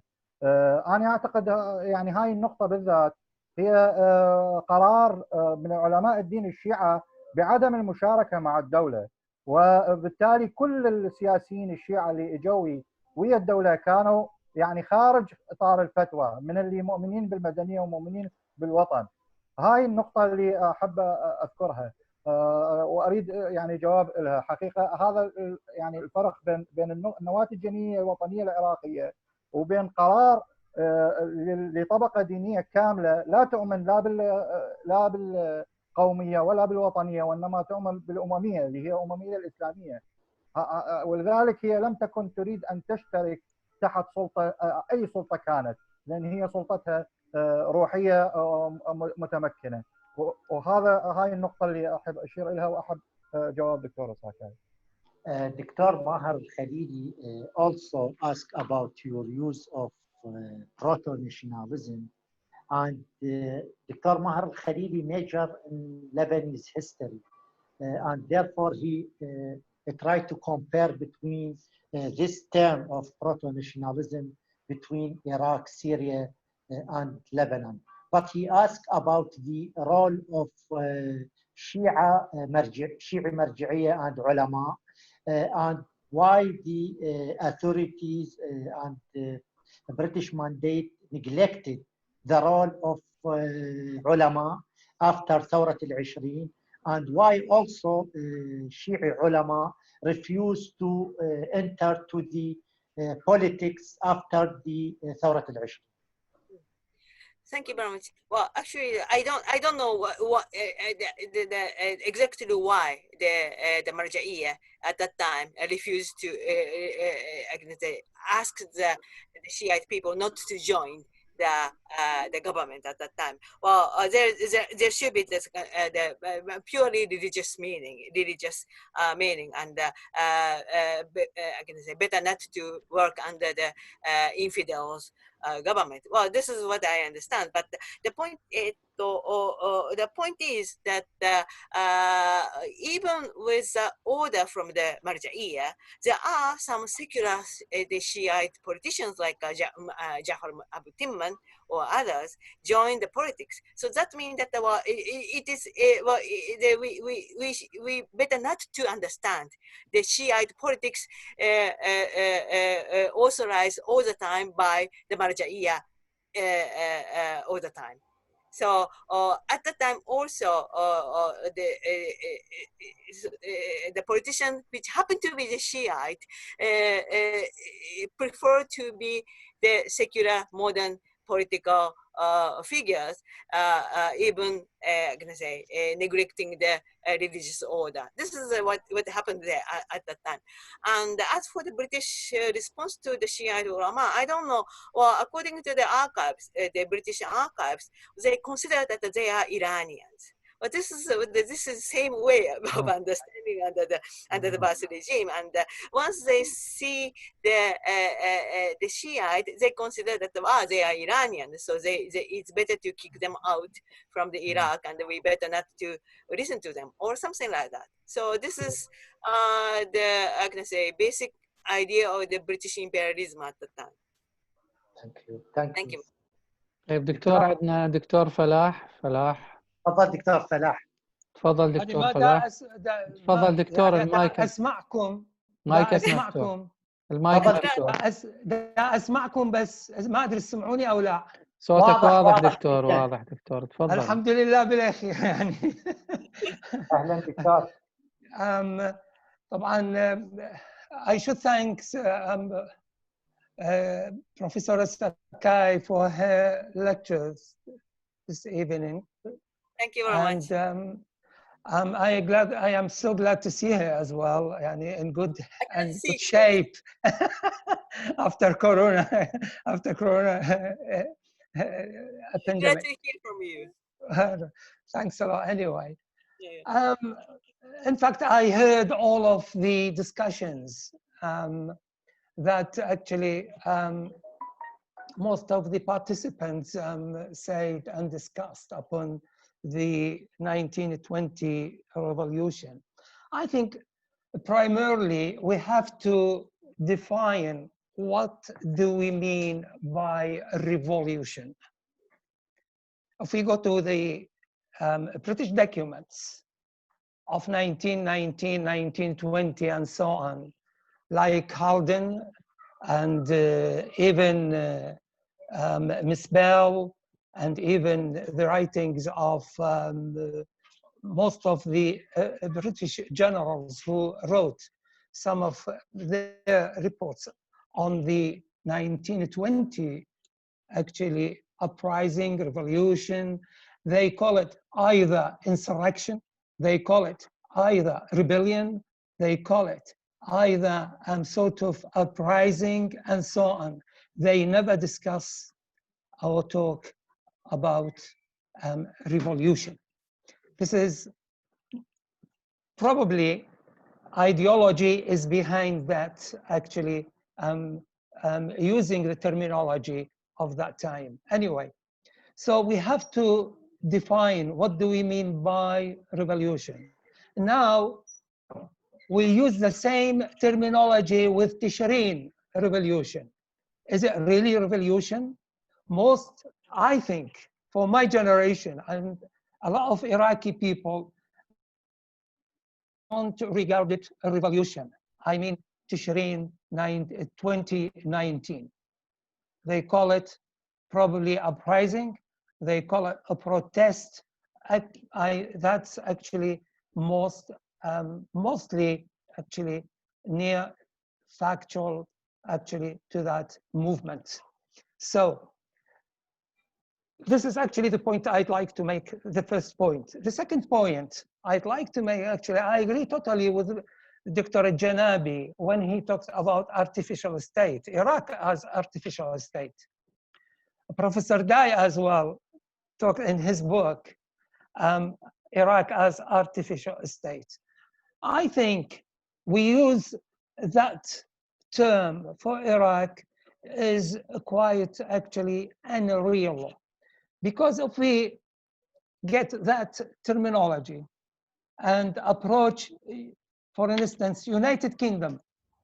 United Kingdom is a state of Welsh, is a state of Britain or English and the Scottish and Ireland and Irish, all right? So there are 4 different countries or different regions. Why we couldn't call United Kingdom an artificial state, right? If we go to any country in Europe, or we look at the history of these countries, from the Middle East, from Middle Ages until contemporary time, in fact, we see most of them are artificial states. So why do we call Iraq artificial states and we ascertain that Iraq is an artificial state? All right, this is actually just sort of actually comments. And about the lady actually talked about the role of women in the 1920 revolution. Yes, there are a lot of women participations in that revolt, but in the popular poetry, al-shi'r al-sha'bi, they call it. So there are a lot of verses, a lot of poetry that women actually, they were behind the people, behind the tribes, actually encourage them to fight against imperial Britain and its army. This is actually, I think it's one of the MA dissertation at Baghdad University Department of Arabic Language about the women participation in poetry and popular poetry actually during the revolt.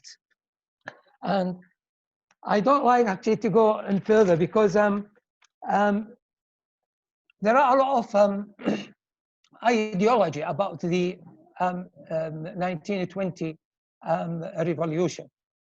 Even now, for the time being, Al-Hashd al-Sha'bi and some of the mobilizing force of Al-Hashd al-Sha'bi used the second alliance of 1920 revolution for the time being, during these days, in fact.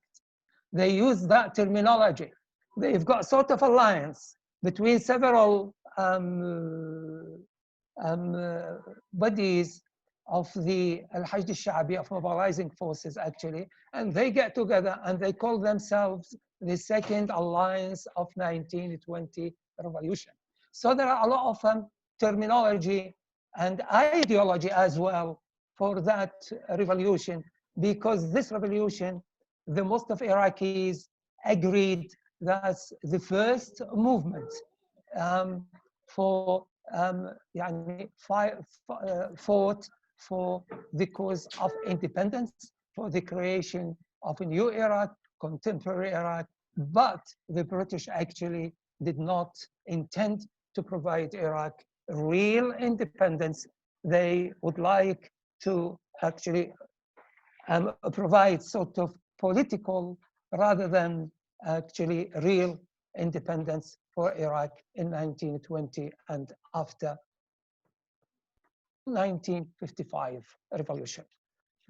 I've got a lot of comments. I hope that, and I discussed that, some of that actually ideas with you in Japan and here in Iraq when you visited recently in 2017 Baghdad, and we get together in Baghdad and to Najaf and Karbala and so on. So I hope to see you again in good health, and I would like to thank also Mahmoud and all the organizers for this very fantastic and really hopeful and fruitful actually meeting that combined us together to discuss one of the real events in Iraqi history, which is Lethورة العشرين. Thank you again. Thank you. And thanks a lot. Now, Dr. Mohammed, the last question and the last comments of Professor Sakai after the question. Yes. طيب. Okay. ماشي دكتور. عندنا دكتورة ندى. دكتورة ندى تفضلي. تفضلي دكتورة ندى. دكتورة ندى تفضلي. Hello, Dr. Sakai. Yeah, hi. Hello, Dr. Sakai. Yes. And everyone in this seminars. Dr. Sakai, you use the term uprising in your letters and don't use this term in your written or research later. And you use the term revolution in the following. My question, what's the difference between the term uprising or revolution for you? Thanks. Do you listen to me? Yes. Shall I answer now? Okay. Shall I answer now? Okay, thank you very much for the question from, not the question, but the comment concerning the term of the revolution.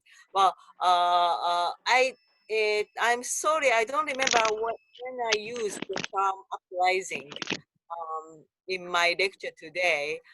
Maybe it is about, I think that I use it as a general term. Not for the العشرين or for the or any specific event. I use it as a term, and well, as I mentioned before, I usually use the term what the activists themselves use. So, for example, the literature on العشرين, like Abdul Razak al-Hassani or others will use the term Saura for Saura. So that's why I use Saura Tashri. And if define from the academically or scientifically, maybe we need some the strict definition of what is rising or like that. But I myself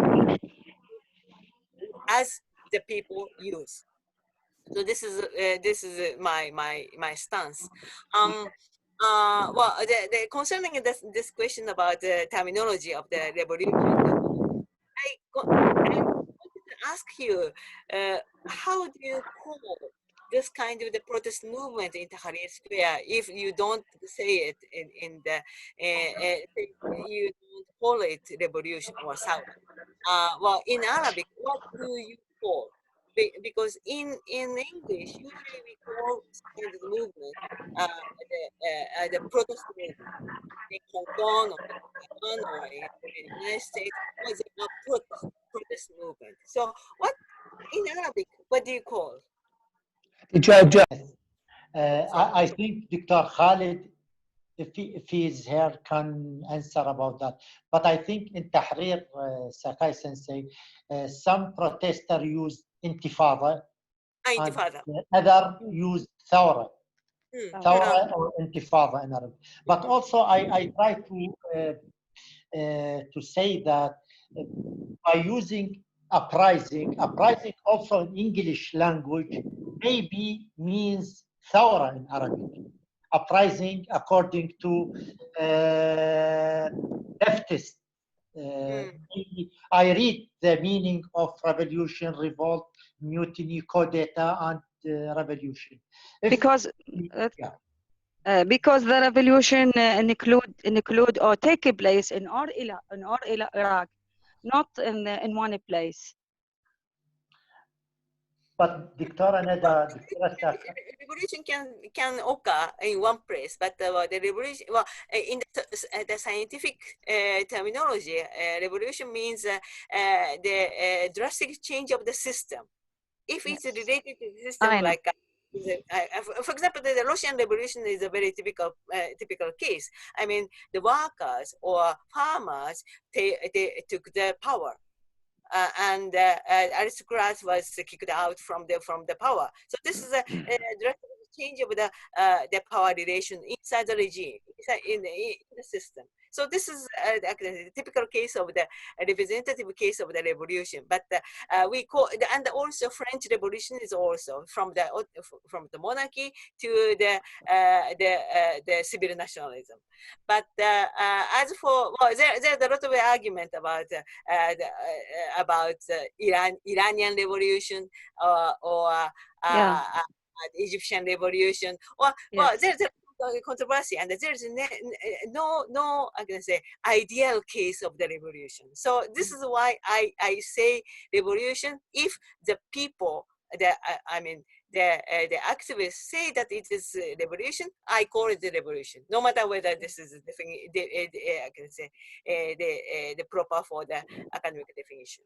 For all the people invited in revolution only. Yes, thanks, Dr. Sakai, and thanks a lot for Dr. Mahmoud Al-Qaisi. Thank you. Finally, Sakai Sensei, great thankful from University of Baghdad, from all Iraq University for this interesting presentation. And thank you for all our guests from the world, from Switzerland, from Lebanon, from Egypt, and also from some and many Iraqi universities. طبعا لو نفسح المجال للأسئلة هناك أسئلة كثيرة جدا، لكن أعتقد تعبنا البروفسورة ساكاي يعني المحاضرة صار لنا ساعتين تقريبا، ونتمنى أن تكون this is the beginning of more lectures and the presentation of Professor Sakai and other Japanese scholars by internet. This is one of the good things of Corona, which make us to use electronic tools to use and to contact with other people in the world. نشكركم جدا على هذه المحاضرة، ونشكر الدكتورة ساكاي، ونتمنى مزيدا من التواصل بيننا، وشكرا لجميع من اشترك في هذه المحاضرة. Domo arigatou gozaimasu, Professor. Thank you very much. Thank you for inviting me to such kind of the beautiful seminar. And actually, next time I'd like to enjoy such kind of the webinar again as the audience, not the lecturer. So please keep in touch. إن شاء الله. Thank you. Thank you. شكرا جزيلا لكم جميعا، وطبعا الشكر موصول الى دكتور محمد غازي لجهوده الكبيره. بصراحه احنا نضغط عليه بشكل كبير جدا. اشكر كل من حضر، يعني من اليابان، من لبنان، طبعا ربما انسى، يعني سعيد كنت اشوف اسماء من الاصدقاء، و استاذ احمد امير طبعا من كيوشو كان حاضر ايضا، واسماء كثيره كنت اشوفها، طبعا تجاوز العدد 100 الحضور.